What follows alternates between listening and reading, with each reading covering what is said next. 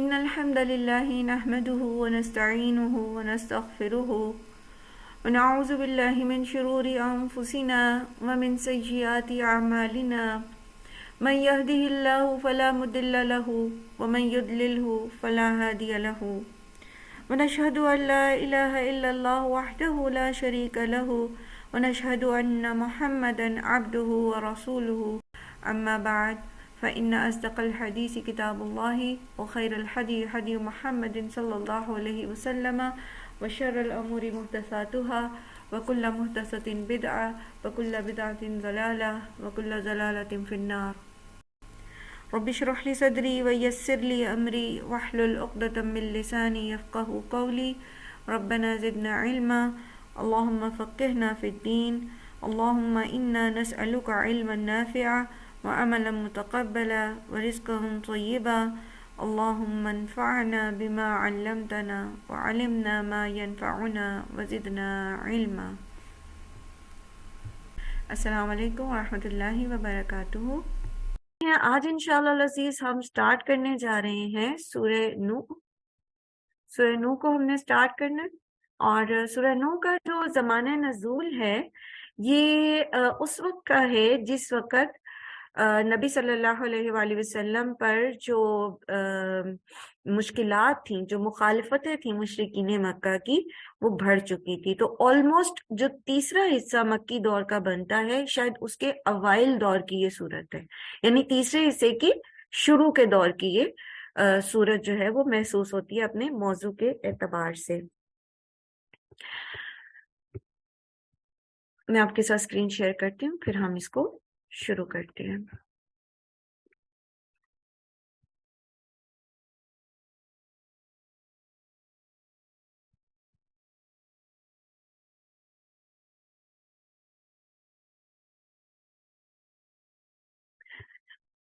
اعوذ باللہ من الشیطان الرجیم بسم اللہ الرحمن الرحیم. سورہ نوح مکی صورت ہے، جیسا بھی میں نے آپ کو اس کے زمانے نزول کے بارے میں بتایا.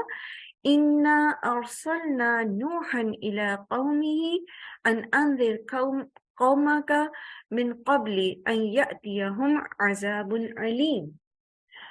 اِنَّا بے شک ہم نے، ارسلنا بھیجا ہم نے، نوحًا نوح کو، الی قومہ اس کی قوم کی طرف، ان انذر قومک کہ ڈراؤ اپنی قوم کو، من قبل اس سے پہلے کہ ان یاتیہم عذاب علیم کہ آ جائے ان کے پاس عذاب دردناک.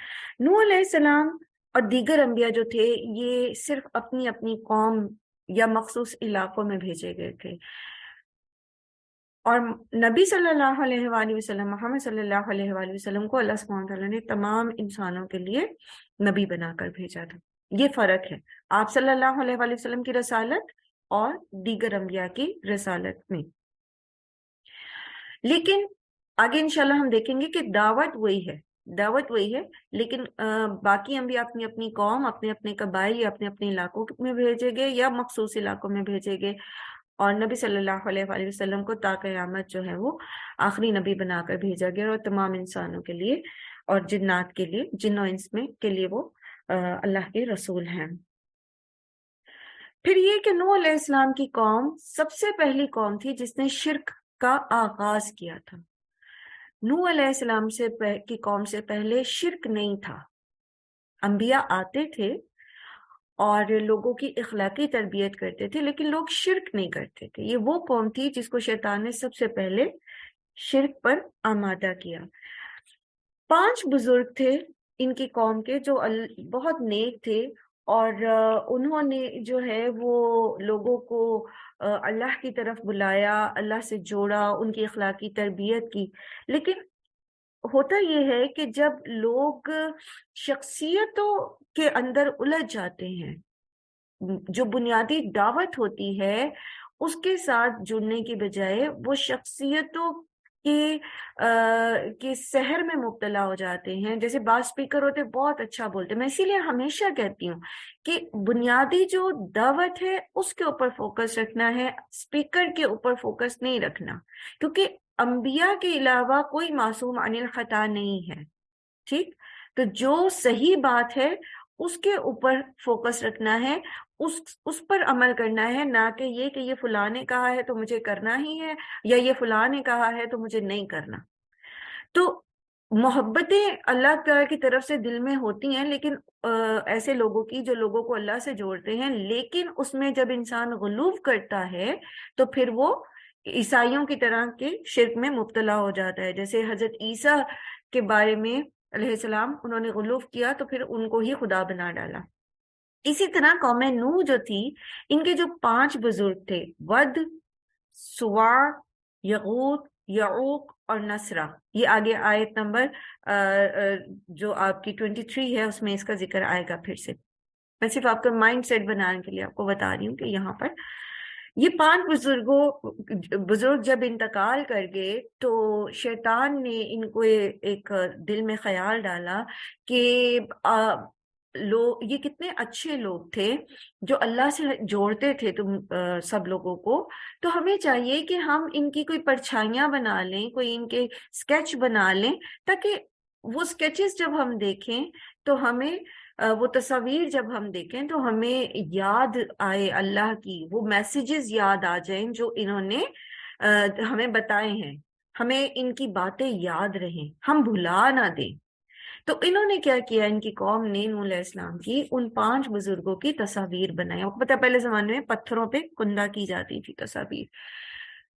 ایک جنریشن یہی کرتی رہی، اس کے بعد جو اگلی جنریشن آئی اس کو شیطان نے ایک سٹیپ فارورڈ کیا، اور اس نے کہا کہ یہ بزرگ جو ہیں، یہ ان کی جو تصویریں ہیں، یہ پانی سے، بارش سے پتھر گھل جاتا ہے، ختم ہو سکتی ہیں۔ اب یہ سب کسی روایت کے الفاظ نہیں ہے، میں صرف آپ کو اس ٹریک پہ لے کر آ رہی ہوں کہ کس طرح شیطان جو ہے وہ وسوسے ڈالتا ہے، نیکی کے جھانسے میں گناہ کرواتا ہے۔ تو اس طرح سے اس نے جو ہے ان کو اس قوم نے، نوح علیہ السلام کی قوم نے ان بزرگوں کی مورتیاں بنا لی، ان کے سٹیچوز بنا لیے کہ تصاویر تو ناپائیدار ہیں تو سٹیچوز جو ہیں وہ پائیدار ہوں گے۔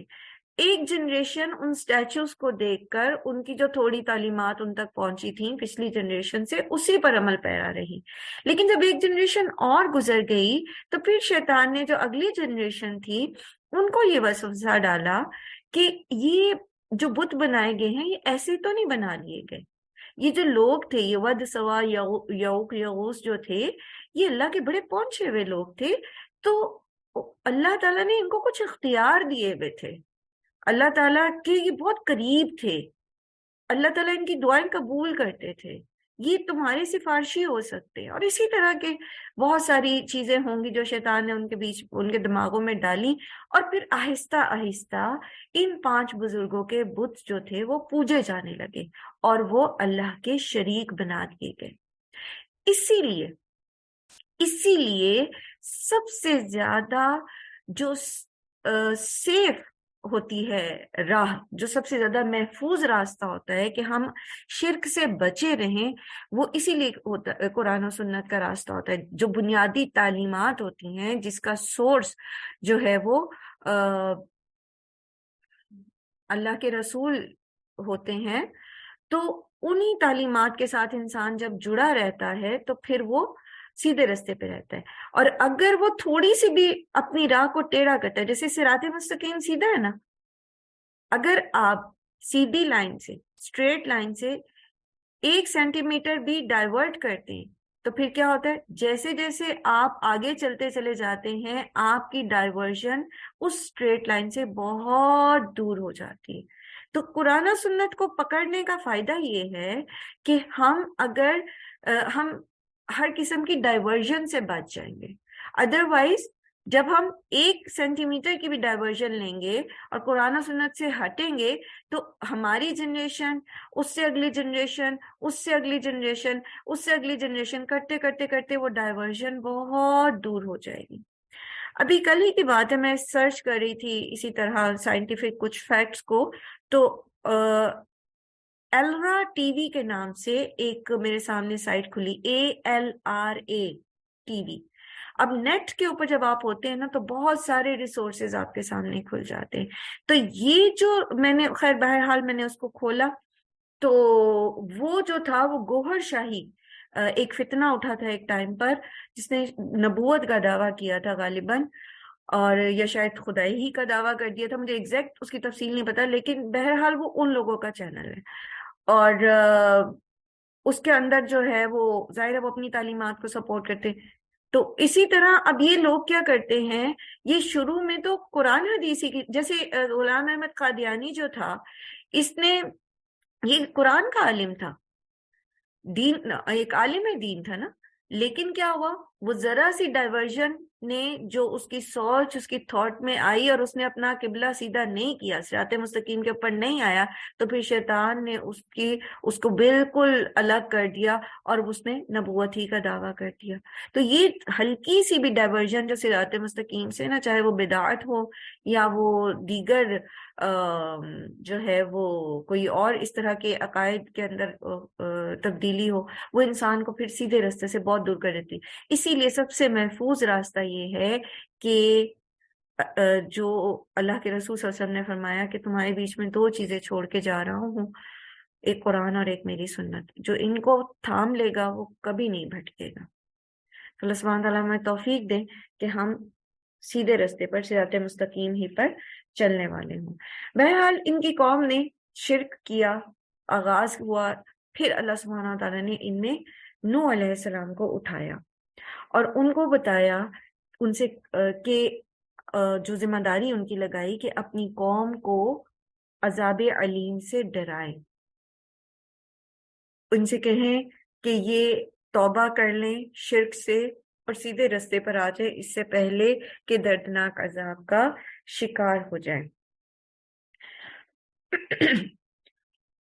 اس کے بعد انہوں نے، حضرت نوح علیہ السلام نے یہ جو رسالت ان کو ملی، اس دعوت کو پہنچایا اپنی قوم تک۔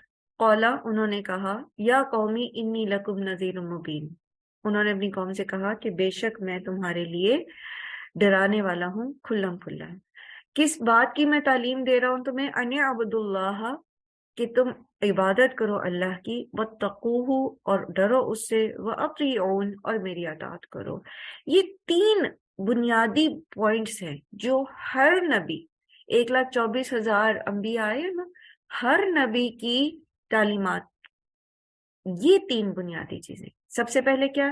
ان اعبدوا اللہ، اللہ کی عبادت کرو، صرف اللہ کی عبادت کرو، توحید پر ایمان، شرک سے پاک عبادت، صرف اللہ کی عبادت، کوئی اور نہیں ہے جو عبادت کا حقدار ہو، کوئی اور معبود نہیں ہے، صرف اللہ واحد لا شریک جل جلالہ کی بندگی۔ ٹھیک ہے، تمام انبیاء کی دعوت کا پہلا نقطہ۔ نمبر 2، واتقوہ، ٹھیک ہے، تقوی اختیار کرو، اس کی فرما برداری کرو، اس کی خشیت تمہارے اندر ہونی چاہیے، اس کے عذاب کی پکڑ کا خوف ہونا چاہیے تمہارے میں، اس کی رضامندی کی طلب ہونی چاہیے۔ اور پھر تیسرا سٹیپ کیا ہے؟ وَأَطِیعُونَ، رسول کی پیروی، رسول کی اطاعت۔ یہ تین بنیادی نکات ہیں جو ہر نبی کی دعوت کی بنیادی نکات ہونے کے ساتھ ساتھ کامیابی کا واحد راستہ ہے۔ جیسے ابھی ہم بات کر رہے تھے نا، قرآن اور سنت، تو قرآن ہمیں کیا بتاتا ہے؟ قرآن ہمیں، وہ 1/3 قرآن ہے نا، سورہ اخلاص کے بارے میں آتا ہے کہ یہ 1/3 قرآن ہے۔ سورہ اخلاص کیا ہے؟ توحید ہے نا، ٹھیک ہے، وہ توحید کا بیان ہے۔ پورے قرآن کا 1/3 حصہ جو عقائد سے متعلق ہے، توحید کے اوپر ایمفسائز کرتا ہے۔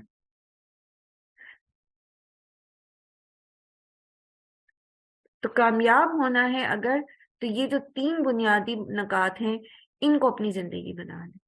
سب سے پہلے ان اعبدوا اللہ، عبادت کا حقدار صرف اللہ ہے، اور عبادت کے اندر ظاہری ریچولز بھی آ جاتے ہیں، ٹھیک ہے، جو نماز، روزہ، زکوٰۃ، حج، نظر، قسم، یہ ساری چیزیں پھر اس میں آ جاتی ہیں۔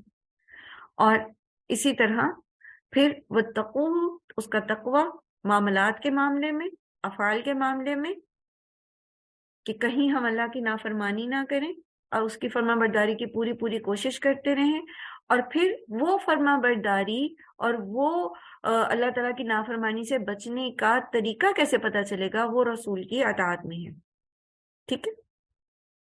سو کتاب اللہ اور سنت النبی یہ بنیادی چیز ہے جو آپ کو کامیابی کی طرف لے کر جاتا ہے. اور جب انسان اس راہ کو پکڑ لیتا ہے پھر فائدہ کیا ہوتا ہے؟ یغفر لکم من ذنوبکم، وہ بخش دے گا تمہارے لیے تمہارے گناہوں کو. وَيُؤَخِّرْكُمْ، اور وہ مہلت دے گا تمہیں اِلیٰ اَجَلٍ مُّسَمًّى، ایک وقت مقرر تک. کون سا وقت مقرر ہے؟ یعنی جو اللہ تعالیٰ نے تمہاری طبعی زندگی کا وقت ہے وہ تمہیں ملے گا اور تم پر عذاب نہیں لایا جائے گا. جب تم یہ کام کرو گے، تم اللہ کے ساتھ شرک نہیں کرو گے، اس واحد لا شریک جل جلالہ کی عبادت میں اپنے آپ کو خالص کر لو گے، اس کا تقوی اختیار کرو گے معاملات کے معاملے میں، اور رسول کی اطاعت کرو گے، تو جو تم سے پہلے غلطیاں ہو چکی ہیں، جو گناہ ہو چکے ہیں، وہ تمہیں معاف کر دے گا. تم اپنے رب کی طرف پلٹو، تمہارے پچھلے گناہ معاف ہو جائیں گے. اور وہ تمہیں مہلت دے گا، تم پر عذاب نازل نہیں کرے گا. جتنی تمہاری طبعی زندگی ہے وہ اس میں تمہیں وہ عذاب سے بچائے رکھے گا. ان اجل اللہ اذا جاء لا یؤخر، بے شک مقرر کردہ وقت اللہ کا جب آ جاتا ہے تو وہ مؤخر نہیں کیا جاتا. یہاں پر مراد ہے اللہ کا عذاب. یعنی جب اللہ نے کسی قوم پر عذاب نازل کرنے کا ارادہ کر لیا، اور جس کے متعلق متعدد مقامات پر قرآن مجید میں صراحت کے ساتھ یہ بات بیان کر دی گئی ہے کہ جب فیصلہ صادر ہو جاتا ہے کسی قوم کے حق میں عذاب کا، تو پھر اللہ تعالیٰ اس کو مہلت نہیں دیتے. پھر وہ اگر عذاب کے بادل دیکھ کے توبہ بھی کر لینا تب بھی ان کو مہلت نہیں دی جاتی. صرف قوم یونس کے بارے میں آتا ہے قرآن کریم میں کہ ان کو اللہ تعالیٰ نے، جب انہوں نے بادل دیکھے تھے دور سے عذاب کے، اور وہ پورا ہم سورہ یونس میں تفصیل پڑھ کے بھی آئے تھے، تو ان کو اللہ تعالیٰ نے مہلت دے دی تھی. وہ بھی ہم سب کو پتہ ہے کہ حضرت یونس علیہ السلام جو ہیں وہ اللہ تعالیٰ کے فیصلہ آنے سے پہلے بستی چھوڑ کے چلے گئے تھے. اس کے علاوہ کوئی اور جو ہے وہ قوم ایسی نہیں ہے جس پر عذاب کا فیصلہ اللہ تعالیٰ نے کر لیا ہو اور اس کو پھر بعد میں مہلت دے دی گئی ہو. یہی مراد ہے یہاں پر کہ ان اجل اللہ اذا جاء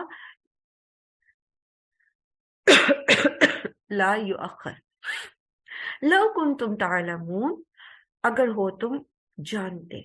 یہ جو لفظ ہے نا، لو کنتم تعلمون، اگر تمہیں بات سمجھ آتی ہے، اگر تم علم حاصل کرتے ہو تو پھر تم اس چیز سے بچ سکو گے.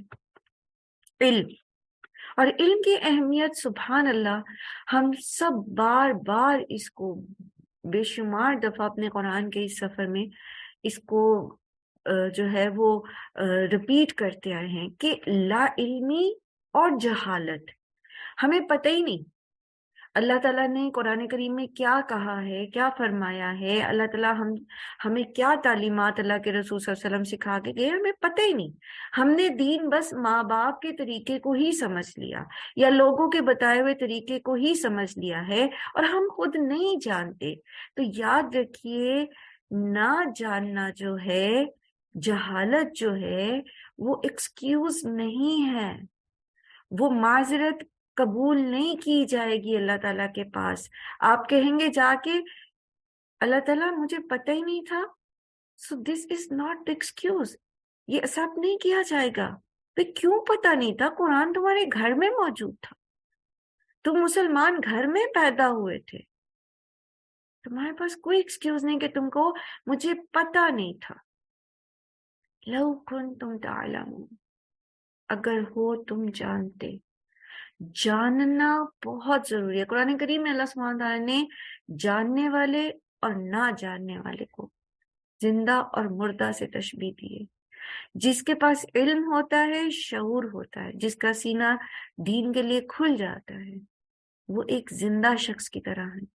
اور وہ شخص جو جانتا ہی نہیں ہے جس کے پاس علم ہی نہیں ہے اور وہ اپنی ساری زندگی جہالت میں گزار دیتا ہے، جس نے کوشش ہی نہیں کی دین کو سمجھنے کی، اس پر عمل کرنے کی، اور بس اپنے آباء و اجداد کے طریقے پر لگا ہے سر نے اڑوائے چلے جا رہا ہے، تو اس کو اللہ تعالیٰ نے مردہ کی طرح تشبیہ دی۔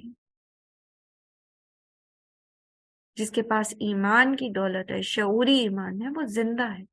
جس کے پاس نہیں ہے وہ بالکل ایسے جیسے کوئی مردہ، جس کو کچھ سمجھ نہیں ہوتی، جو کچھ نہیں کرتا۔ کتنا ضروری ہے صحیح علم ہونا، اور کتنا ضروری ہے کہ ہم کوشش کریں کہ ہر جگہ تک، ہر شخص تک قرآن اس کے ہاتھ میں، اس کے دل تک پہنچائیں۔ سبحان اللہ، کتنا ضروری ہے۔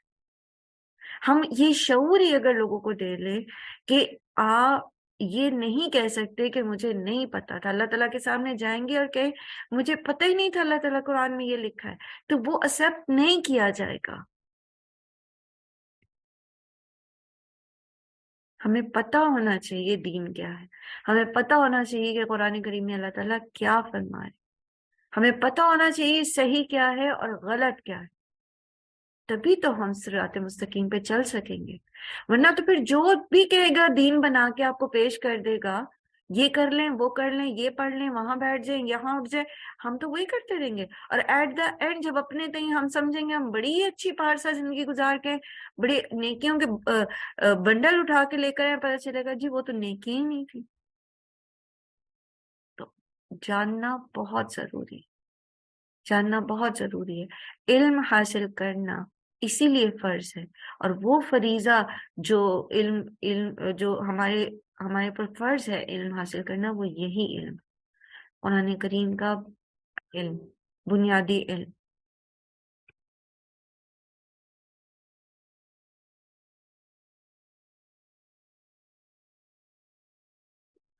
قال ربی انی دعوت قومی لیلا ونہارا، اب یہاں سے آگے ایک ٹائم سپین ہے پورا۔ حضرت نوح علیہ السلام جو ہیں، انہوں نے ان کا جو رسالت کا ٹائم پیریڈ ہے وہ 950 سال ہے، ٹھیک ہے۔ 950 سال میں جو ہے وہ اپنی قوم کو مسلسل جو ہے وہ دعوت دیتے رہے۔ اس میں پھر ہم قرآن کریم میں مختلف جگہوں پر جو ہے ہمیں پتہ چل رہا ہے کہ ایکسکیوز می،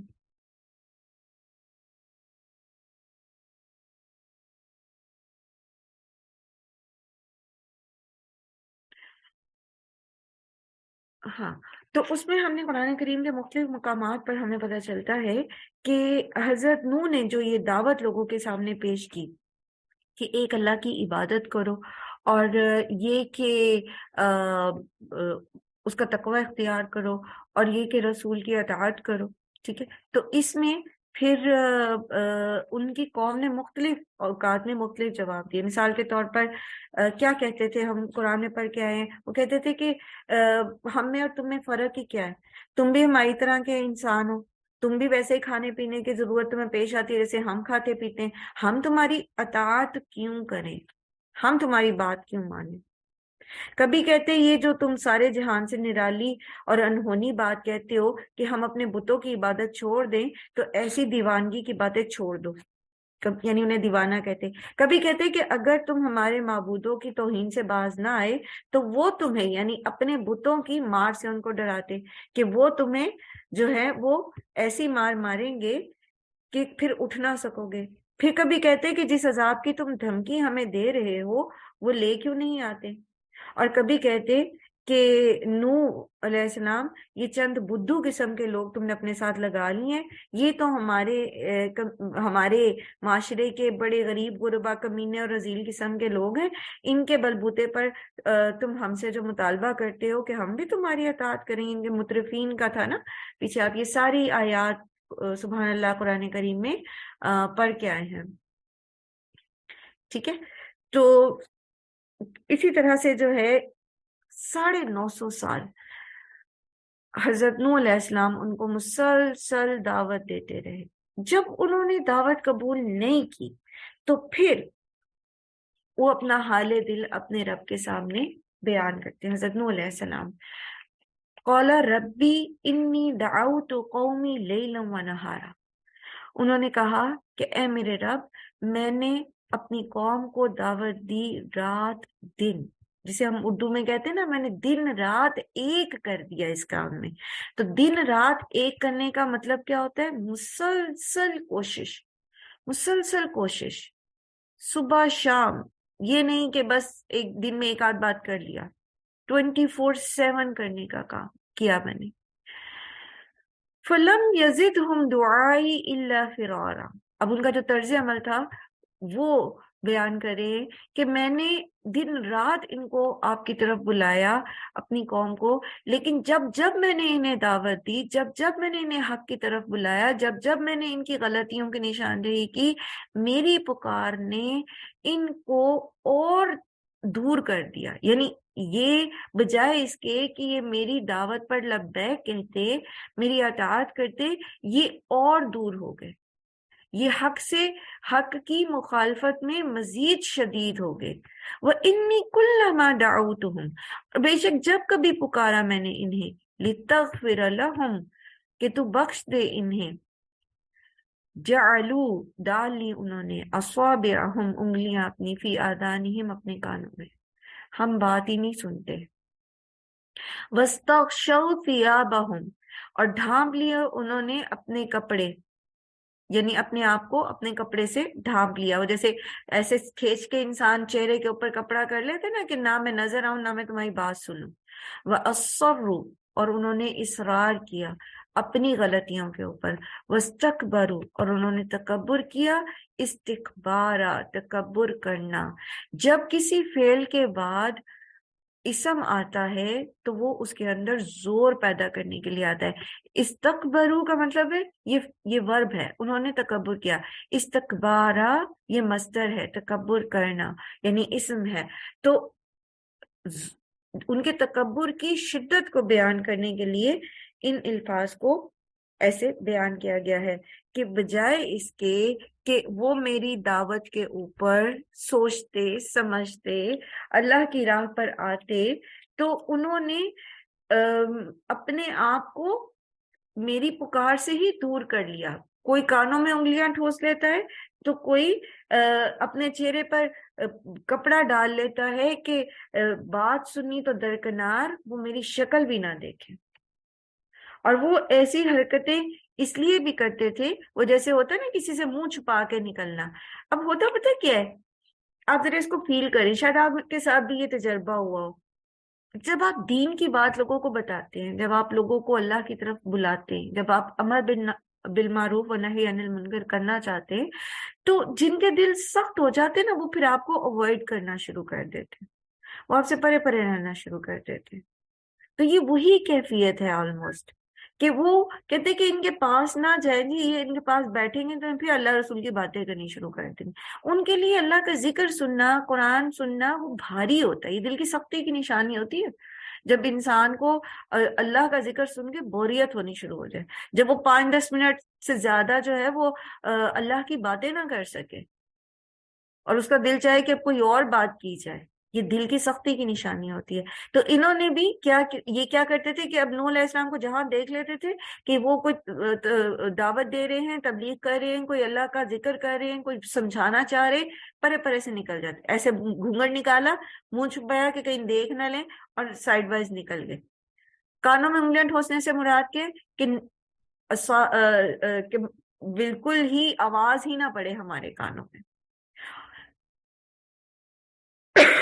ٹھیک یہ وہی طرز عمل ہے جو مکہ کے کافروں نے نبی صلی اللہ علیہ وسلم کے ساتھ اختیار کیا تھا۔ سورہ ہود آیت 5 میں ان کے رویے کا ذکر آتا ہے کہ دیکھو یہ لوگ اپنے سینوں کو موڑتے ہیں تاکہ رسول سے چھپ جائیں، خبردار جب یہ اپنے آپ کو کپڑوں سے ڈھانکتے ہیں تو اللہ ان کے کھلے کو بھی جانتا ہے اور چھپے کو بھی، وہ تو دلوں کی پوشیدہ باتوں سے بھی واقف ہے۔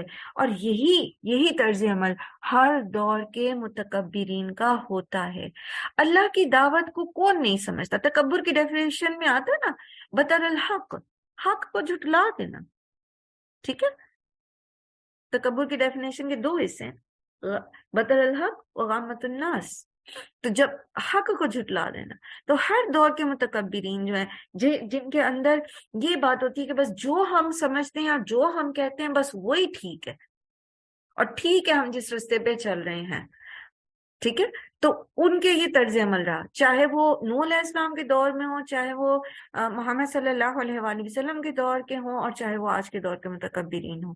اور یاد رکھیے ایسے لوگوں کو ہدایت نہیں ملتی۔ جو شخص ہدایت لینا نہیں چاہتا اور آپ اس کو زبردستی بھی بتاتے نا، تو وہ سر جھٹک کے اور پاؤں پٹکتا ہوا نکل جائے گا، وہ اس پر وہ باتیں اثر نہیں کریں گی۔ تو اگر ہم ہدایت پانا چاہتے ہیں، اگر ہم سیدھے راستے پہ چلنا چاہتے ہیں، اگر ہم اللہ کی فرما برداری کرنا چاہتے ہیں، تو سب سے پہلے جو کام ہمیں کرنا پڑے گا کہ جس بھی درجے کی میں ہے نا ہمارے اندر، جس بھی درجے کی انا ہے، جس بھی درجے کا تکبر ہے، بڑائی ہے اپنے بارے میں، اللہ تعالیٰ ہم سب کو اپنی پناہ میں رکھے۔ شیطان چھوڑتا نہیں ہے بندے کو۔ یہ اگر ہم یہ سمجھ رہے ہیں نا کہ ہم تو قرآن پڑھتے ہیں اور ہم تو روز قرآن پڑھتے ہیں اور بس اب ہم شیطان سے بچ گئے ہیں، اب وہ ہمیں وسوسے نہیں ڈالے گا، یا وہ ہمارے اندر بڑائی کا احساس پیدا نہیں کرے گا، یا یہ کہ اس نے ہمیں چھوڑ دیا، ایسا ہوتا نہیں ہے، ایسا نہیں ہوتا۔ وہ آخری سانس تک وہ بڑا کمیٹڈ ہے، شیطان جو ہے وہ بڑا کمیٹڈ ہے اپنے کام سے۔ اس نے جو مہلت لی ہوئی ہے اللہ تعالیٰ سے، وہ بندے کی آخری سانس تک اور اپنی مہلت تک وہ اپنے مشن پہ لگا ہوا ہے۔ تو ایک لمحہ بھی جو ہے نا اللہ تعالیٰ سے دعا کرنی چاہیے کہ اللہ تعالیٰ ہمیں شیطان کے حوالے نہ کرے اور نہ ہمارے نفسوں کے۔ جب بھی یہ خیال آئے نا میں فلاں سے بہتر ہوں، چاہے وہ عبادات کے متعلق ہو، چاہے وہ کسی سکل کے متعلق ہو، چاہے وہ کسی مالی یا اولاد، میری اولاد اچھی ہے فلاں کی اولاد، کہیں پر بھی اگر ذرا سا بھی بڑائی کا خیال دل میں ہے، فوراً استغفار کرنے کی ضرورت ہے، فوراً اللہ تعالیٰ کی مدد مانگنے کی ضرورت ہے، فوراً شیطان کے شر سے پناہ لینے کی ضرورت ہے، اللہ تعالیٰ کی اپنے آپ کو پروٹیکٹ کرنے کی ضرورت ہے۔ کیونکہ جب ہمارے اندر تکبر آیا تو سب سے پہلا جو کام ہوگا وہ یہ ہوگا کہ ہدایت ہم سے دور ہو جائے گی، اور اگر ہدایت ہم سے دور ہوگی تو پھر تو نجات کا راستہ ہی گم ہو جائے گا۔ تو اپنے اندر تکبر کبھی نہیں آنے دینا، عاجزی کے ساتھ، ہمبلنس کے ساتھ۔ جتنی بھی ابیلٹیز اللہ نے دی ہیں وہ اللہ نے ہی دی ہیں، چاہے وہ آپ کی کوکنگ سکلز ہیں، آپ کی اسٹیچنگ کی سکلز ہیں، آپ کی کوئی ایجوکیشن ہے، آپ کی ڈگری ہے، آپ کا عہدہ ہے، آپ کی خوبصورتی ہے، مال ہے، اولاد کا لائق ہونا ہے، کچھ بھی ہے، سب اللہ کی دین ہے۔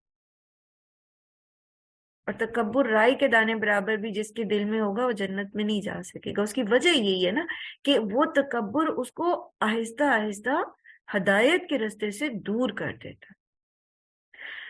تو ان کی قوم نے بھی، اور پیچھے ہم پڑھ کے آئے ابھی جیسے میں نے عرض بھی کیا، مترفین جو تھے انہوں نے تکبر میں اللہ کے رسول کی اطاعت کا انکار کر دیا اور اس کی تعلیمات کا انکار کر دیا۔ وہ کہتے ہیں کہ ثم انی دعوتہم جہارا، پھر بے شک میں نے پکارا انہیں با آواز بلند، ثم انی اعلنت لہم واسررت لہم اسرارا، پھر میں نے اعلانیہ بھی ان کو بتایا اور پھر میں نے راز دارانہ طریقے سے بھی انہیں بتایا، کلیکٹیولی بھی، لوگوں کو جمع کر کے بھی، پھر چپکے چپکے اکیلے بھی بات جا کے سمجھایا۔ یہاں تک اگر ہم آگے جانے سے پہلے یہاں تک نوح علیہ السلام کی جو دعوت ہے نا، یہ تمام داعی دین جو ہیں ان کے لیے اس میں بہترین نمونہ ہے، ٹھیک ہے؟ اور وہ کوئی ایک لفظ میں اس کو بتا سکتا ہے کہ کیا ہے اس کے اندر پیغام؟ نوح علیہ السلام کی دعوت کے اندر تمام داعی دین، ہم سب کے لیے جو دین کی دعوت دینے کے لیے جن کو اللہ نے توفیق دی ہے، جن کو اللہ تعالیٰ نے کھڑا کیا ہے، اللہ ہمیں توفیق دے کہ ہم اس فرض کو بہترین طریقے سے پورا کر سکیں، ایک لفظ کے اندر کوئی اس کو سم اپ کر سکتا ہے؟ جی سدرا. ان کی استقامت، برداشت، جہد مسلسل. جہد مسلسل. آپ دیکھیے جہاد ہے یہ نا، صبح سے شام 24 آورس، دن رات. پھر جو کھلے عام نہیں کلیکٹیولی بتانا، جو وہاں نہیں سمجھ رہے ان کو انڈیویجولی جا کے بتانا مسلسل. جو کانوں پہ وہ ہاتھ ڈال لیتے ہیں، انگلیاں ڈال لیتے ہیں، چہرے پردہ ڈال کے سائڈ پہ نکل جاتے ہیں، ان تک اپروچ کرنا، ان کو جا کے سمجھانا. آپ کو تصور کریں 950 سال نوح علیہ السلام آپ کو ان کی یہ جو طرز دعوت ہے آرام سے بیٹھے ہوئے دکھائی نہیں دے رہے کہ جی میں نے بتا دیا اب اتنی دفعہ آپ کیا ہو سکتا ہے، اب نہیں مانتے. نہیں، مسلسل جس کو جہاں جس طرح سمجھایا جا سکتا ہے مسلسل مشقت کے ساتھ. اور یہ تو ایک سائڈ وہ بتا رہے نا کہ میں نے یہ کیا، اور ابھی ہم نے پیچھے پڑھا کہ انہوں نے ان کے ساتھ کیا. اور پھر روایات میں آتا ہے کہ نوح علیہ السلام کی قوم ان کو اتنا مارتی تھی کہ وہ بے ہوش ہو جاتے تھے. جب بے ہوش ہو جاتے تھے اٹھا کے ان کے گھر پھینک آتے تھے، اور پھر جب انہیں ہوش آتا تھا پھر اٹھ پڑتے تھے، پھر دعوت دینے نکل جاتے تھے. تو جہد مسلسل، اور جیسے سدرا نے کہا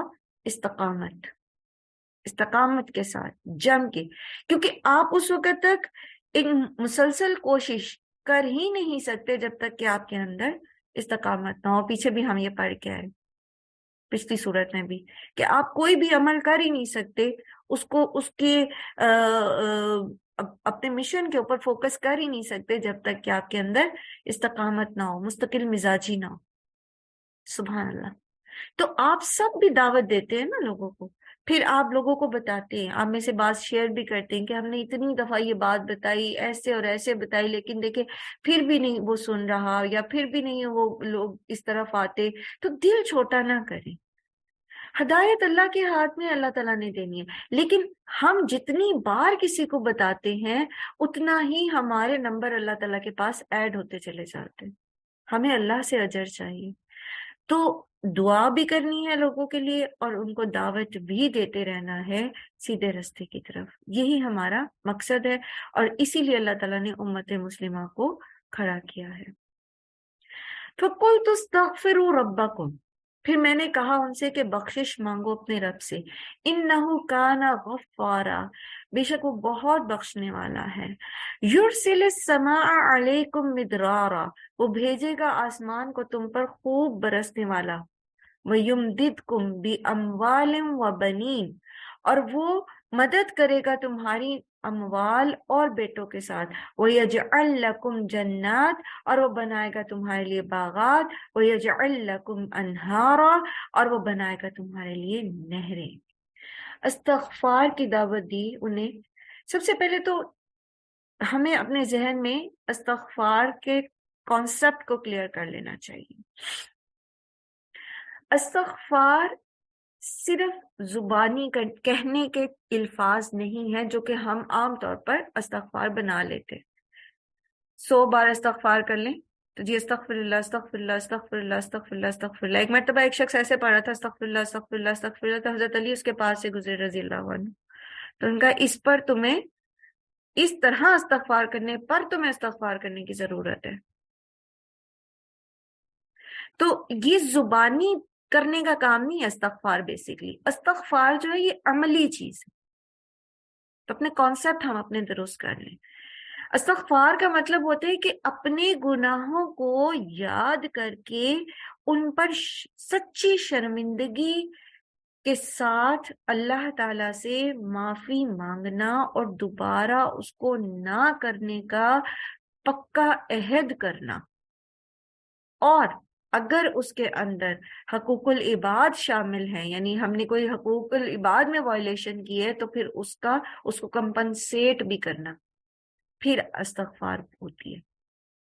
تو جب انسان اس طرح استغفار کرتا ہے، یعنی پورے شعور کے ساتھ، اور جیسے پہلے بھی میں نے ہم بات کر رہے تھے کہ جب آپ شعور کے ساتھ کہتے ہیں نا پورا ایک، تو ایک آپ کہہ دیں استغفر اللہ، استغفر اللہ، یہ کوئی بھی استغفار کی تسبیح آپ پڑھ لیں، اور ایک آپ سوچتے ہیں کہ فلاں ٹائم پر میں نے فلاں بات کہی تھی، فلاں وقت پہ میں نے فلاں کام کیا تھا، اللہ تعالیٰ آپ مجھے معاف کر دیں، آپ مجھ سے درگزر کریں، آپ مجھے اس گناہ کی وبال سے بچا لیں، مجھے اس پر پکڑے نہیں، مجھے توفیق دیں کہ میں اس سے بچ جاؤں۔ آپ تو وہ جو سوچ کر اللہ تعالیٰ سے معافی مانگنی ہے ایک پرٹیکولر چیز کی، تو اس میں بڑا فرق ہے، بہت فرق ہے، آپ کی اپنی فیلنگ کے اوپر بہت فرق ہے۔ تو جب انسان سوچ سمجھ کر اپنے گناہوں سے تائب ہوتا ہے، اللہ تعالیٰ سے توبہ کرتا ہے، استغفار کرتا ہے، تو پھر بے شک وہ بہت بخشنے والا ہے۔ ہم زبانی استغفر اللہ کرتے اور پھر وہی کام کرتے چلے جاتے ہیں، اور پھر ساتھ میں کیا کہتے ہیں، کوئی نہیں، اللہ بڑا غفور الرحیم ہے۔ بے شک وہ ہے، انہ کان غفارا، غفار فعال کے وزن پر مبالغہ کا صیغہ ہے، بہت بخشنے والا۔ قرآن کریم میں اللہ تعالیٰ فرماتے ہیں نا کہ آپ میرے بندوں سے کہہ دیں کہ میری رحمت سے مایوس نہ ہو، میں سارے گناہ بخش دوں گا، توبہ کر لیں سارے کے سارے گناہ بخش دوں گا، اتنا غفار ہے وہ۔ لیکن اس کے پیچھے عملی استغفار ضروری ہے، صرف زبانی کلامی استغفار فائدہ نہیں دیتی جب تک ہمارے عمل میں تبدیلی نہیں آتی۔ تو استغفار کے جو فوائد ہیں آخرت میں تو ہے ہی، گناہوں کی بخشش تو ہے ہی، لیکن دنیا میں بھی یہ بہت سارے فائدے دیتی، جیسے یہاں پر مختلف جگہوں اس کا جو ہے وہ بتایا گیا ہے۔ مثال کے طور پر جب قحط سالی ہوتی ہے تو اس کی وجہ جو ہوتی ہے وہ انسان کے مختلف گناہ ہوتے ہیں، ہمیں اپنے گناہوں کو سے توبہ کر کے استغفار کریں جب، تو پھر اللہ سبحانہ تعالیٰ وہ قحط سالی دور کر دیتے، پھر اللہ تعالیٰ بارشیں برساتے۔ یرسل السماء، یہاں سما سے مراد بادل ہے، کہ وہ تم پر بادل بھیجے گا اور وہ خوب برسیں گے، تمہارا قحط دور ہو جائے گا۔ اسی قرآن مجید کی اسی ہدایت پر عمل کرتے ہوئے ایک مرتبہ قحط کے موقع پر حضرت عمر رضی اللہ عنہ نے بارش کی دعا کرنے جب نکلے تو صرف استغفار ہی کیا، یعنی جب وہ دعا کر رہے تھے تو اللہ تعالیٰ سے یہ دعا نہیں کی کہ اللہ تعالیٰ آپ بارش برسائیں، صرف استغفار ہی کی۔ تو لوگوں نے عرض کی امیر المومنین آپ نے بارش کے لیے تو دعا کی نہیں، تو فرمایا میں نے آسمان کے ان دروازوں کو کھٹکھٹا دیا ہے جہاں سے بارش نازل ہوتی ہے، اور پھر انہوں نے سورہ نوح کی یہی آیات لوگوں کو پڑھ کے سنائی۔ ابن جریر اور ابن کثیر میں یہ روایت موجود ہے۔ اسی طرح حضرت حسن بصری سے کسی شخص نے خشک سالی کی شکایت کی تو انہوں نے کہا اللہ سے استغفار کرو۔ دوسرے شخص نے تنگ دستی کی شکایت کی، تیسرے شخص نے کہا میرے ہاں اولاد نہیں ہوتی، چوتھے نے کہا میری زمین کی پیداوار کم ہو رہی ہے۔ ہر ایک کو وہ یہی جواب دیتے گئے کہ استغفار کرو۔ لوگوں نے کہا کہ یہ کیا معاملہ ہے کہ آپ نے سب لوگوں کی مختلف شکایات پر ایک ہی علاج بتایا؟ تو انہوں نے جواب میں سورہ نوح کی یہی آیات پڑھی۔ تو ہماری زندگی میں بہت سارے مسائل ہمارے اپنے ہاتھوں کی کمائی ہوتے ہیں، تو جب ہم ان پر استغفار کرتے اللہ تعالیٰ سے سچے دل سے توبہ کرتے ہیں تو پھر اللہ تعالیٰ ہمارے بہت سارے مسائل حل کرتے ہیں۔ بالخصوص یہاں پر اگر آپ دیکھیں خشک سالی ہے یا مال میں رزق میں کمی ہے، وَيُمْدِدْكُمْ بِأَمْوَالٍ، ٹھیک ہے، تمہاری مدد کرے گا مالوں کے ساتھ۔ رزق میں کمی، کتنی شکایت ہوتی ہے ہمیں، نوکری نہیں مل رہی، جاب نہیں مل رہی، یا اللہ رحم کرے مہنگائی بہت ہو گئی، اب یہ ہو گیا، اب وہ ہو گیا، لیکن ہم اس نقطے کی طرف نہیں آتے کہ ہمیں کیا کرنے کی ضرورت ہے۔ اور جب ہم استغفار کے بارے میں کہتے بھی ہیں تو ہم اس کو وربلی ہی لیتے۔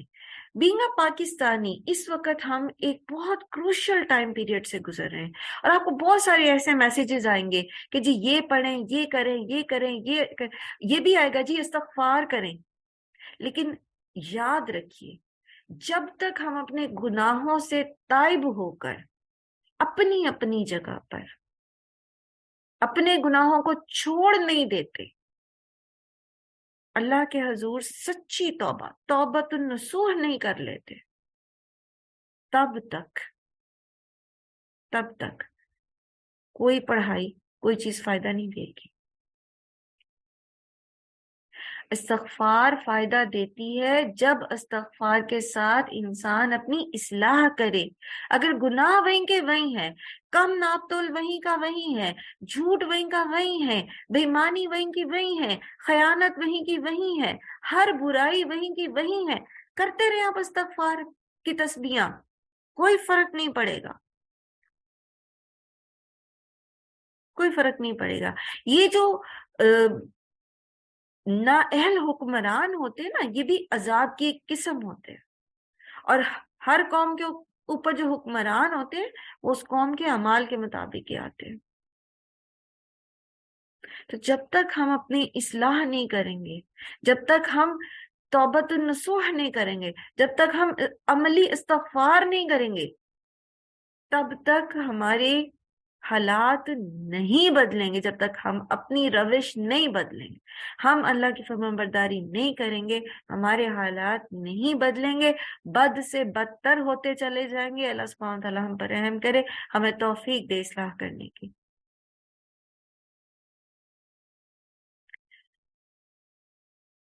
پھر اگر اولاد کا کوئی مسئلہ ہوتا ہے، رزق کی کمی کی بات ہو رہی تھی نا ابھی، کہ اگر آپ کو رزق کی کمی کی کوئی بھی، آپ جاب لیس ہے، آپ کا کاروبار نہیں چل رہا، آپ کو کوئی خسارہ ہو گیا ہے، کوئی اور مسئلہ ہے مال سے ریلیٹڈ، تو سوچیں بیٹھ کے مصلے پہ، کہاں گڑبڑ کر کے آئے ہیں، کس کا حق مارا ہے، کس کی بد دعا لی ہوئی ہے، کہاں کیا کر کے آئے ہیں، نہیں سمجھ آ رہی چیز، نہیں یاد آ رہی کوئی، تب بھی اللہ سے گڑ گڑا کے دعا کریں کہ پتہ نہیں جہاں پہ بھی جو بھی مسئلہ میں کر آئے ہوں، اللہ تعالیٰ آپ مجھے درگزر کرے، آپ مجھے سجھا دے، میں اصلاح کر لوں۔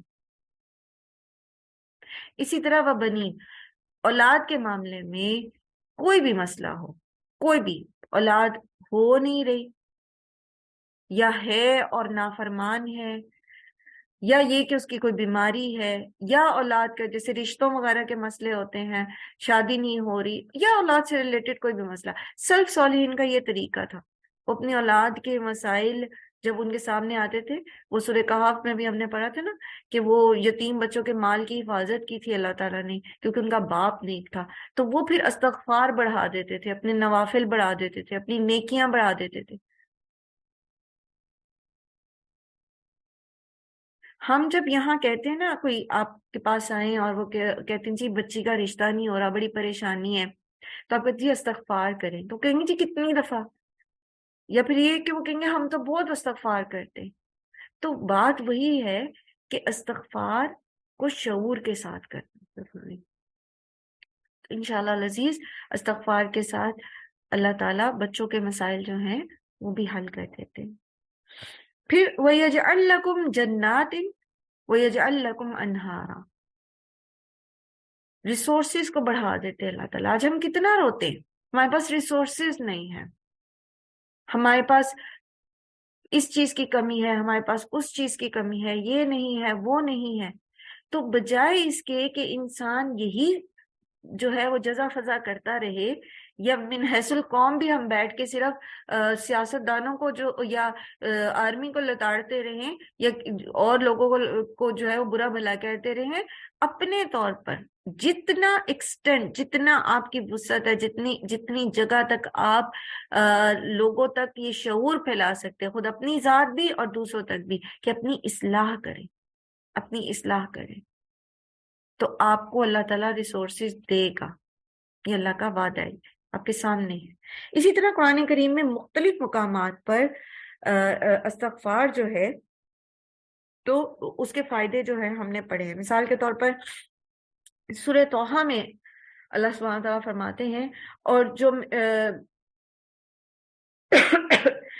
سوری اس میں سورہ طٰہٰ میں ہم نے پڑھا تھا کہ جس کو اللہ تعالیٰ کے ذکر کے ساتھ نصیحت کی جاتی ہے اور وہ اس نصیحت سے منہ موڑ لیتا ہے، تو اس کے لیے دنیا میں بھی تنگی آ جاتی ہے. اور جیسے آیت کا ترجمہ یہ ہے کہ اور وہ جو میرے ذکر سے منہ موڑے گا تو اس کے لیے ہم دنیا میں تنگ زندگی کر دیں گے.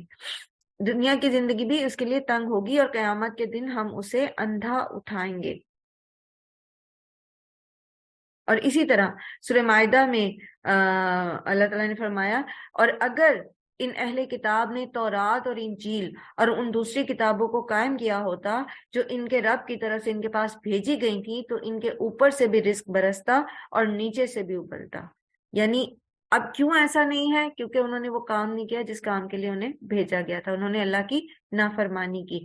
تو اگر ہم اللہ کی نافرمانی کرتے ہیں، اگر ہم اللہ کے ذکر سے منہ موڑتے ہیں، ہمیں قرآن کے ذریعے اللہ کی آیات کے ذریعے سمجھایا جا رہا ہے دیکھو سود چھوڑ دو، دیکھو نماز کی پابندی کرو، دیکھو اپنے جو روزے ہیں جو قضا ہے ان کو پورا کرو، دیکھو اگر تم پر حج فرض ہے تو پہلے حج کرو باقی کام بعد میں کرنا، دیکھو تمہیں زکوٰۃ نکالنی چاہیے، دیکھو تمہارے لیے اللہ تعالیٰ نے اگر ایک عورت ہو تو تمہارا یہ مقام ہے اور تمہارا یہ ڈریس کوڈ ہونا چاہیے، دیکھو یہ فلاں آیت سورت میں لکھا ہے. آپ اپنے مردوں کو کہتے ہیں، اللہ تعالیٰ نے سورہ نور میں آپ کو بتایا ہے دیکھیں آپ کو غض بصر کرنے کا حکم ہے. آیات کے ساتھ لوگوں کو سکھا رہے، اللہ کی بات اللہ کے الفاظ میں پہنچا رہے اور لوگ پرواہ نہیں کر رہے. تو پھر تبھی ہماری زندگیاں معیشتاً زنقا ہو جاتی ہیں نا. جب ہم اللہ کے ذکر سے منہ موڑتے ہیں، اللہ تعالیٰ نے جو ہمیں جو کوئی ہمیں اصلاح کے لیے پیغام دیا ہے ہم اس کی پرواہ نہیں کرتے ہیں تو پھر دنیا میں مشکلات آتی ہیں. اور اگر ہم اللہ تعالیٰ کی کتاب پر اللہ کے کلام پر عمل کرتے ہیں، جیسے بھی یہاں پر میں نے آپ کے سامنے سورہ مائدہ کی آیات رکھی کہ اگر یہ اہل کتاب، اور ہم اہل کتاب ہیں، ہمارے پاس قرآن ہے، یہاں تورات اور انجیل کی بات ہو رہی ہے اور ان کا ذکر کر کے کس کو بتایا گیا؟ ہمیں بتایا نا کہ اگر یہ اہل کتاب تورات اور انجیل اور دوسری کتابوں کو قائم کرنے والے ہوتے جو ان کے رب کی طرف سے ان کے پاس بھیجی گئی تھیں تو ان کے اوپر سے بھی رزق برستا اور نیچے سے بھی ابلتا. تو جب ہم کتاب اللہ کو نافذ ہی نہیں کر رہے اپنی زندگیوں میں تو پھر تنگیاں تو آنی ہے نا. پھر ایسی ایسی تنگیاں آتی ہیں کہ ہمارے وہم و گمان میں بھی نہیں ہوتا کہ یہ ہمارے ساتھ ہو کیا رہا ہے، ہمیں سمجھ بھی نہیں آتی. مال پیسہ ہونے کے باوجود رزق ہمارے لیے نافع نہیں رہتا. ہمارے سامنے پڑی ہوئی چیز ہم اس کا فائدہ نہیں اٹھا سکتے، اس کی برکتوں سے محروم کر دیے جاتے ہیں. پھر اسی طرح سورہ اعراف میں اور اگر ہم اس کو نافذ کریں تو پھر اللہ تعالیٰ کا وعدہ ہے کہ آسمان سے بھی رزق اترے گا اور زمین سے بھی ابلے گا. یہ جو ہمیں ہر وقت ہم ریسورسز کی کمی کا رونا روتے رہتے ہیں نا، کبھی ہم دیکھیں تو صحیح کہ ہماری زندگیوں میں کتنی کتاب اللہ نافذ ہے، کتنی انفرادی طور پر، پھر گھر کے لیول پر، پھر معاشرے کے لیول پر، اور پھر ملک کے لیول پر، اور پھر امت مسلمہ ہونے کے لیول پر. آئینہ دکھا دے گا آپ کو یہ بات، اپنی بدصورتیاں ہمیں نظر آنی شروع ہو جائیں گی. اور یہ جو ہم کہتے ہیں نا یہود و ہنود کی سازش ہے اور یہ اسرائیل کی سازش، میں ہمیشہ یہ کہتی ہوں کہ وہ تو اپنے اپنے ملکوں کے ساتھ سنسیئر ہیں، وہ تو ڈیووشن کے ساتھ کام کر رہے ہیں.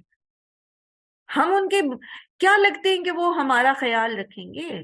وہ تو ہمیں اپنا دشمن کنسیڈر کرتے ہیں تو وہ تو کریں گے پلاننگ آپ کے خلاف. آپ کیوں اتنے کمزور وہن آ گیا آپ کے اندر، امت مسلمہ کے اندر، کہ ساری قومیں آپ کے اوپر ٹوٹ پڑی ہیں جیسے بھوکے دسترخوان پہ ٹوٹ پڑتے؟ غلطی ہماری ہے. جب تک ہم ایڈمٹ نہیں کریں گے کہ ہم نے اللہ کی کتاب کو نافذ نہیں کیا تب تک ہم بچ نہیں پائیں گے. تو اونلی سروائیول ہمارے لیے صرف ایک سروائیول ہے. اگر ہم من حیث الپاکستانی بھی سروائیو کرنا چاہتے ہیں یا امت مسلمہ سر اٹھا کے جینا چاہتی ہے تو واحد راستہ ایک ہی ہے، ان اعبدوا اللہ واتقوہ واطیعون، اللہ کے رسول کی اطاعت. بس اس کے علاوہ کوئی چوائس ہے ہی نہیں، کوئی چوائس نہیں ہے اس کے علاوہ کہ ہم دوبارہ سے سروائیو کر سکیں. اور اللہ کا وعدہ ہے، اللہ کا وعدہ ہے، ایک دفعہ پلٹ کے تو دیکھو۔ اور جب ہم بات کرتے ہیں نا کتاب اللہ نافذ کرنے کی، تو دماغ فوراً عدالتوں میں چلا جاتا ہے، اچھا پھر زنا پہ جو ہے وہ کوڑے مارنے کی سزا ہونی چاہیے، پھر یہ ہونا چاہیے، ہونا چاہیے، ہونا چاہیے۔ وہ تو ہونا ہی چاہیے، وہ تو اللہ نے جو شریعت کی حدود بتائی ہیں وہ تو ہونی چاہیے، لیکن کتاب اللہ نافذ کرنے کا مطلب یہ نہیں ہوتا۔ ہم نے جب دین کے نفاذ کی بات کی ہے نا، تو انہی پوائنٹس کو لے کر بس کر دی ہے، نہیں۔ کوڑے مارنے کی اجازت تب ہے جب انصاف کے تقاضے پورے ہوتے ہیں۔ آپ کو پتہ ہے نا کتنے 4 گواہ لانے پڑتے ہیں، انصاف کے تقاضے۔ تو جہاں انصاف ہی نہیں ہو رہا وہاں آپ حدود کیا نافذ کریں؟ عدل ہی نہیں، قانون ہی نہیں، جہاں ہمیں سے ہر ایک یہ اپنا حق سمجھتا ہے کہ میں اپنا فائدہ دیکھوں، چاہے دوسرے جائیں بھاڑ میں، تو یہ کتاب اللہ نافذ کرنا نہیں ہے۔ پڑھتے رہے آپ نمازیں، پڑھے رہے محراب آپ کے ماتھے پہ، پھرتے رہے آپ ٹخنوں سے اونچی کر کے شلواریں، یہ کتاب اللہ کا نفاذ نہیں ہے۔ کتاب اللہ کا نفاذ پورا کا پورا ادخلوا فی السلم کافہ، اپنی بینکنگ سے لے کر اپنے کھانے پینے تک، اپنے سونے جاگنے سے لے کر اپنے پہننے اوڑھنے تک، اپنی بات چیت، اپنے معاملات، وراثت کی تقسیم سے لے کر ایک ایک چیز، شوہر اور بیوی کے حقوق تک، ایک ایک چیز جیسے اللہ نے نازل کی ہے ویسے اس کو نافذ کرے۔ دیکھیں آپ کو اللہ تعالیٰ کیسے پاتال سے اٹھا کر عرش تک لے کے جاتا ہے، یہ اس کا وعدہ ہے، لیکن ہمیں سے ہر کوئی بس اپنا فائدہ دیکھنا چاہتا ہے، وہ بھی عارضی دنیاوی فائدہ، اور اس کے لیے وہ بے دریغ دوسرے کو نقصان پہنچاتا ہے۔ اللہ سبحانہ تعالیٰ ہمیں ہدایت دے۔ اسی طرح سورہ اعراف میں اللہ تعالیٰ فرماتے ہیں، اور اگر بستیوں کے لوگ ایمان لاتے اور تقوی کی روش اختیار کرتے تو ہم ان پر آسمان اور زمین سے برکتوں کے دروازے کھول دیتے۔ سورہ ہود میں ہے کہ حضرت ہود نے اپنی قوم کو خطاب کر کے فرمایا، اور اے میری قوم کے لوگوں اپنے رب سے معافی چاہو، پھر اس کی طرف پلٹو، وہ تم پر آسمان سے خوب بارشیں برسائے گا اور وہ تمہاری موجودہ قوت پر مزید قوت کا اضافہ کرے گا۔ اور خود نبی صلی اللہ علیہ وآلہ وسلم کے ذریعے بھی سورہ ہود میں ہی اہل مکہ کو خطاب کر کے یہ بات فرمائی گئی، اور یہ کہ اپنے رب سے معافی چاہو پھر اس کی طرف پلٹ آؤ تو وہ ایک مقرر وقت تک تم کو ایک اچھا سامان زندگی دے گا۔ حدیث میں آتا ہے کہ رسول صلی اللہ علیہ وآلہ وسلم نے قریش کے لوگوں سے فرمایا کہ ایک کلمہ ہے جس کے تم قائل ہو جاؤ تو عرب و عجم کے فرما روا ہو جاؤ گے، اور وہ کلمہ کیا ہے؟ لا الہ الا اللہ۔ لا الہ الا اللہ پہ قائم ہو جاؤ تو عرب و عجم تمہارے فرما بردار ہو جائیں گے، اور ہوا، تاریخ اس پر گواہ ہے، ہوا۔ جب جس قوم نے اس کلمے کو لے کر اس کلمے کو لے کر اس پر استقامت اختیار کی، اللہ تعالیٰ نے اس قوم کو عروج دیا، چاہے وہ بنی اسرائیل کے لوگ تھے، چاہے وہ امت مسلمہ کے تھے، یا وہ قوم عاد میں سے تھے، یا وہ قوم سمود میں سے تھے۔ جو اس کلمے کے اوپر استقامت سے جم گیا، اللہ نے اس کو دنیا میں بھی ترقی دی اور آخرت میں تو وہ کامیاب ہے ہی۔ پھر اسی طرح استغفار کے ساتھ دعا کی قبولیت بھی ہے۔ وہ امام احمد بن حنبل کا واقعہ میں نے آپ سے پہلے بھی شیئر کیا تھا کہ وہ ایک نانبائی کا اور امام احمد بن حنبل کا، تو انہوں نے پوچھا اس سے، وہ جب آٹا گوندتے ہوئے استغفار کر رہا تھا تو امام احمد نے پوچھا کہ تمہیں اس استغفار کا کوئی فائدہ بھی ہوا ہے؟ تو اس نے کہا کہ ہاں، میری ساری دعائیں قبول ہوتی ہیں سوائے ایک دعا کی، کہ ایک شخص ہے احمد بن حنبل، سنا بہت نیک ہے، میں چاہتا ہوں میں اس سے ملوں لیکن ملاقات کا سبب نہیں بنتا۔ آپ کو پتہ ہے پیچھے قصہ یہ تھا کہ امام احمد جو تھے وہ مسجد میں رات گزارنا چاہتے تھے کسی سفر کے دوران، تو اس نے اجازت نہیں دی، جو مسجد کا متولی تھا اس نے اجازت نہیں دی، تو یہ نان بھائی ان کو اپنے پاس لے آیا تھا۔ تو امام احمد رو پڑے اور انہوں نے کہا کہ مجھے صرف تم سے ملاقات کے لیے ہی یہاں پر لایا گیا ہے، یعنی جس طرح سے اللہ تعالیٰ نے ان کا وسیلہ بنایا، لیکن اس شخص کی دعا تھی کہ وہ وہاں پر امام محمد خود اس کے گھر پہنچ گئے۔ تو دعاؤں کی قبولیت کے لیے استغفار کریں سچے دل سے، اپنے اپنے گناہوں، اپنی کوتاہیوں کو سوچ کے نہیں بھی سمجھ آتی تو بھی رو کے گڑ گڑا کے اللہ تعالیٰ سے ہم اپنے چھوٹے بڑے صغیرہ کبیرہ دانستہ غیر دانستہ ہر طرح کی کوتاہیوں غلطیوں کی اللہ تعالیٰ سے بخشش مانگیں، اور پھر اس کے بعد اپنا مدعا اللہ کے سامنے رکھیں۔ اللہ سبحانہ وتعالیٰ باذن اللہ تعالیٰ اس کو قبول کریں گے۔ استغفار بہت اہمیت ہے اس کی، بہت۔ پھر وہ